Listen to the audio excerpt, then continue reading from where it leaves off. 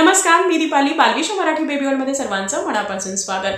आजच्या पर्टिक्युलर व्हिडिओमध्ये आपण जाणून घेणार आहोत लहान बाळांना किंवा लहान मुलांना तुम्ही चिकू कधीपासून देऊ शकता, किती प्रमाणामध्ये, कोणत्या वेळेमध्ये आणि कशा प्रकारे बाळाला चिकू द्यायचं आहे आणि चिकू देत असताना काय काळजी घ्यायची आहे. चिकू हे फळ सर्वत्र उपलब्ध असतं, खूप स्वस्त सुद्धा आहे, गोड असल्या कारणामुळे लहान बाळांना आवडतो सुद्धा. पण बऱ्याचदा पालक बाळाला चिकू देत असताना काही अशा चुका करतात की ज्यामुळे या चिकूचे फायदे कमी तोटे जास्त होतात.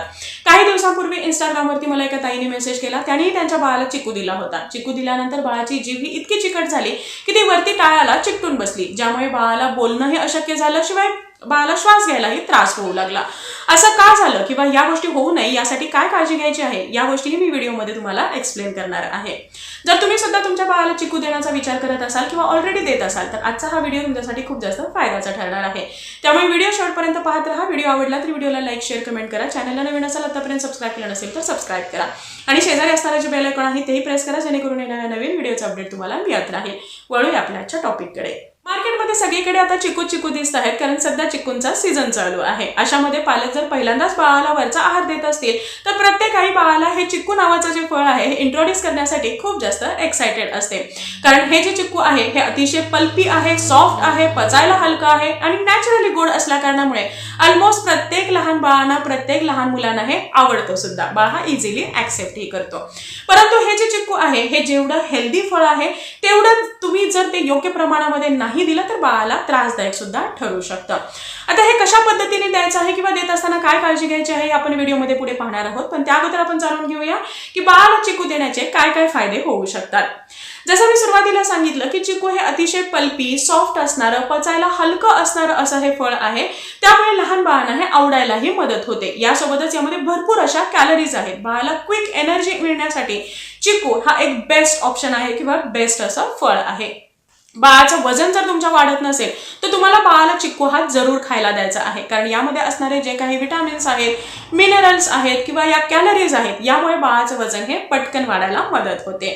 चिकूमध्ये विटामिन ए आहे, सी आहे, बी आहे, यासोबतच यामध्ये भरपूर आयर्न आणि कॅल्शियम सुद्धा आहे.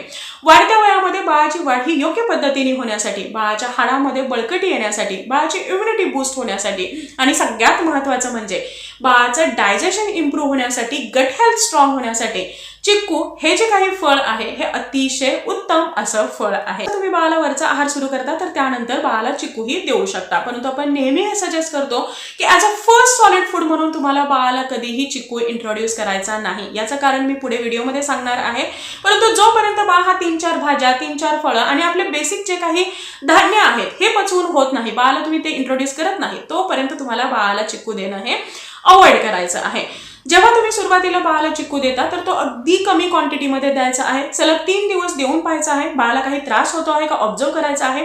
नाही झाला तर त्याचं जे प्रमाण आहे हे तुम्ही थोडंसं हलकं वाढवत जाऊ शकता किंवा रेग्युलरली बाळाला ते देऊ शकता. आता हे कोणत्या वेळेमध्ये देणं गरजेचं आहे? फळ कोणताही असू द्या, नेहमी तुम्हाला ते दुपारच्या वेळेमध्ये द्यायचं आहे. जेव्हा टेम्परेचर हे नॉर्मल असतं तर त्या वेळेमध्ये तुम्हाला फळं देणं हे आवश्यक आहे, ज्यामुळे ही फळं बाळाला बाधणार नाहीत, सर्दी, कफ, खोकला यासारखा त्रास होणार नाही. म्हणजेच नॉर्मली 11 ते 6च्या दरम्यान तुम्ही बाळाला फळ देऊ शकता. चिकू तुम्ही आहे असाही बाळाला देऊ शकता. बाळ जर 8 ते 9 महिन्याच्या दरम्यान असेल तर मॅश करून देऊ शकता. त्यापेक्षा लहान बाळाला प्युरी फॉर्ममध्ये देऊ शकता. 9 महिन्यापेक्षा मोठ्या बाळांना थोडेसे स्लाइस करून देऊ शकता. बाळ 1 वर्षापेक्षा मोठं असेल तर आहे असा पूर्ण चिकू बाळाला तुम्ही देऊ शकता. फक्त हे देत असताना यामधला जो बी आहे हा व्यवस्थितरित्या बाजूला काढायचा आहे, जेणेकरून यामुळे चोकिंग होणार नाही. आता बऱ्याचदा तुमच्या मला कमेंट्स येतात की बाळाला जेव्हा आपण फळांच्या प्युरी बनवतो तर त्या दुधासोबत बनवायच्या की पाण्यासोबत बनवायच्या, फॉर्म्युला मिल्क सोबत बनवायच्या की ब्रेस्ट मिल्क सोबत बनवायच्या. बाळ जर 1 वर्षापेक्षा लहान असेल तर अशा वेळी तुम्हाला जे ॲनिमल मिल्क आहे, मग ते काऊ मिल्क असू द्या किंवा बफेलो मिल्क असू द्या, हे बाळाला देणं हे अवॉइड करायचं आहे. एक तर तुम्ही पाण्यासोबत किंवा फॉर्म्युला मिल्क, ब्रेस्ट मिल्क सोबत हे ब्लेंड करून बाळाला याची प्युरी करून देऊ शकता. पाण्यासोबत करत असाल तरी काही हरकत नाही.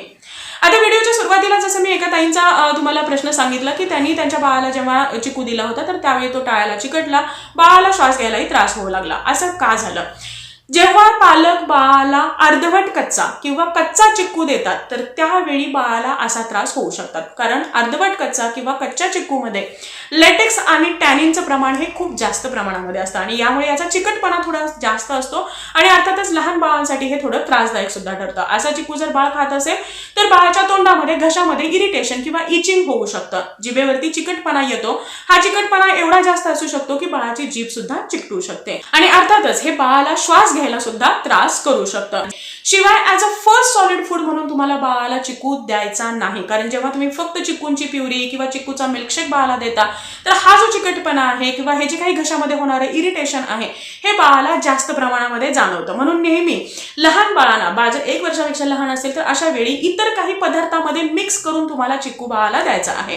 म्हणजे तुम्ही एखादी खीर बनवली आहे तर त्याचा गोडवा वाढवण्यासाठी त्यामध्ये चिक्कूची प्युरी तुम्ही ऍड करू शकता, किंवा आणखी एखादी खिचडी बाळासाठी बनवलेली आहे किंवा कोणताही पदार्थ तुम्ही बाळाला बनवलेला आहे तर एकापेक्षा जास्त पदार्थ मिक्स केलेले ज्याच्यामध्ये असतात तर त्यामध्ये तुम्ही चिक्कू ऍड करून देऊ शकता. 7 महिने पूर्ण होईपर्यंत बाळाला आपण एकापेक्षा जास्त पदार्थ एकत्रित करून देऊ शकतो आणि अर्थातच त्यावेळी चिक्कूची प्युरी सुद्धा बाळाला त्या पदार्थामध्ये ऍड करून देऊ शकतो, ज्यामुळे बाळाला कोणताही त्रास होणार नाही, बाळासाठी ती बाधक ठरणार नाही. याचे सगळे जे फायदे आहेत हे बाळाला व्यवस्थितरित्या मिळायला सुद्धा मदत होते आणि म्हणूनच as a first solid food म्हणून कधीही बाळाला चिक्कू तुम्हाला इंट्रोड्यूस करायचा नाही.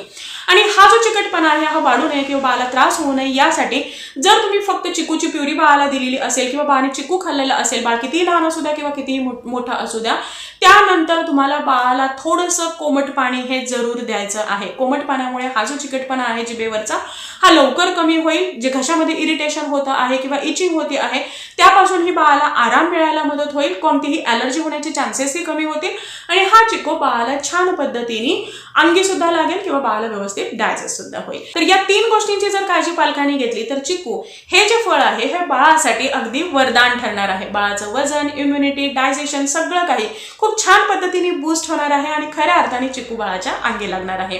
तुम्ही तुमच्या बाळाला कधीपासून चिक्कू दिलेला आहे किंवा देण्याचा विचार करत आहात मला कमेंटमध्ये जरूर सांगा. सो आय होप आजचा हा व्हिडिओ तुम्हाला आवडला असेल आणि हेल्पफुल ठरला असेल. Thank you so much for watching this video. Bye, see you soon with new topic.